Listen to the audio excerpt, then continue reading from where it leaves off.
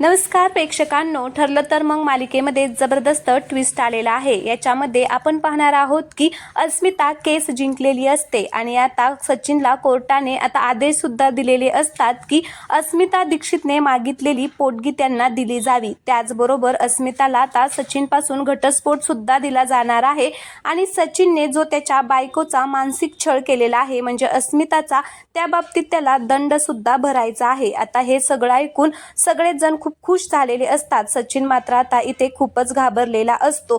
तर आता केस इथे संपलेली असते। अस्मिता मात्र खूपच रागाने सचिनच्या जवळ येते आणि सचिनला म्हणत असते की तुझी ना हीच लायकी आहे, तुला काय वाटलं तू सगळ्यांना सतत फसवशील आणि मान वर करून फिरशील, असं मी कधीच होऊ देणार नाही। तर अर्जुन म्हणत असतो की तुला खूप कॉन्फिडन्स होता ना की तू हे केस जिंकशील, म्हणून काय झालं?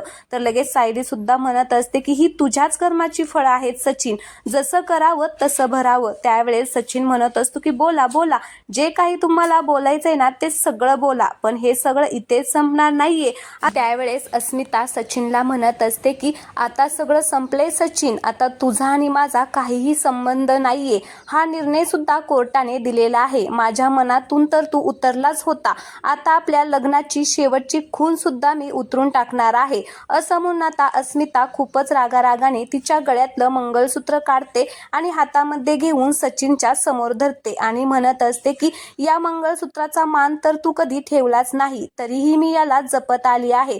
आता इथून पुढे मी असं काहीच करणार नाहीये। असं म्हणून आता ती ते मंगळसूत्र सचिनच्या समोर ठेवते आणि खूपच रागारागाने तिथून निघून जाते, कारण आता तिचा आणि सचिनचा कायमचा संबंध संपलेला असतो। तर सचिन मात्र आता खूपच रागाने सगळ्यांकडे बघत असतो। एक एक करून आता सगळेच जण कोर्टामधून बाहेर जातात आणि सचिन मात्र तिथेच बघत उभा राहिलेला असतो। तर चला प्रेक्षकांनो, हा प्रोमो आवडला असेल तर नक्की चॅनलला सबस्क्राईब करा आणि व्हिडिओला लाईक करायला अजिबात विसरू नका। धन्यवाद।